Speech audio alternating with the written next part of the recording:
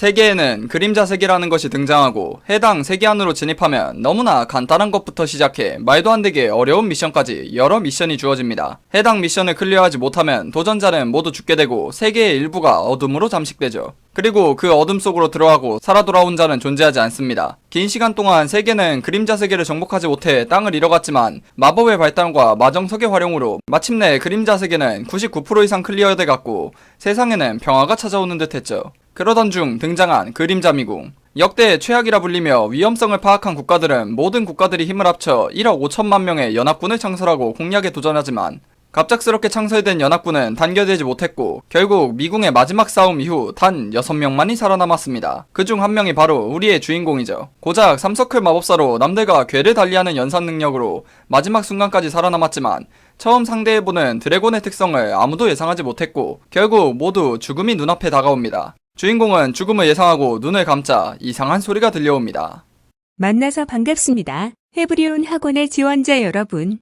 그렇게 주인공은 그림자 미궁 발생 3년 전으로 돌아왔습니다. 오늘 리뷰할 소설은 귀한 자의 마법은 특별해야 합니다입니다. 저는 이 소설을 193화까지 보았습니다. 그렇게 과거로 귀환한 주인공은 전생보다 더 강한 경지를 추구하고 분열되었던 인류를 하나로 모은 뒤 과거 재능이 있었지만 지원을 받지 못해 허무하게 죽어버린 자들을 훈련시켜 강한 인물로 만들고자 합니다. 우선 주인공의 전생의 경지에 대한 설명이 필요한데 3서클 마법사라 하니 굉장히 약해 보이지만 실제로는 3서클만 돼도 어엿한 전투 마법사로 인정받고 4서클은 소수의 재능이 있는 자들만 갈 수 있는 경지이고 5서클은 재능충들 중에서도 최고의 재능을 가진 자들 6서클은 정말 손에 꼽을 정도이고 7서클은 오직 한 명, 그마저도 굉장히 특이 케이스입니다. 즉 3서클 마법사라고 무시할 정도는 아니란 거죠.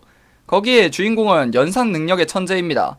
이 소설 세계관 특성상 마법을 쓰기 위해선 수학 공식을 외우듯이 머릿속으로 생각하는 게 필요한데 상대가 사용하는 공식을 파악하고 그걸 역산하면 마법을 무력화할 수 있습니다. 그 부분에서 주인공은 따라올 자가 없는 천재입니다. 특정 분야에서는 재능이 부족해도 다른 부분에서는 재능이 넘치는 거죠. 솔직히 처음은 일본 애니메이션 또는 일본 라이트노벨 느낌이 많이 났습니다. 등장인물들의 말투, 행동, 성격, 스토리 전개까지 전체적으로 항마력이 필요하고 히로인 관련된 이야기는 일단 주인공 좋아하는 역해가 2명 그리고 여자처럼 해놓고 남자라고 우기는 일본 애니메이션에 종종 나오는 캐릭터가 1명 있는데 일반적인 히로인 2명도 성격이 척 봐도 츤데레랑 쿨데레입니다. 이 부분이 호불호가 많이 갈렸습니다. 오히려 뒤로 갈수록 이런 부분은 사라집니다. 주인공의 조연들 키워주기가 끝나면 메인 스토리를 진행하느라 히로인들은 단순히 동료 느낌이 강하고 소설에서 연애 파트는 거의 없다시피 하고 일상 파트도 굉장히 적습니다. 스토리 관련 이야기를 더해보면 솔직히 초반부는 조금 실망했습니다.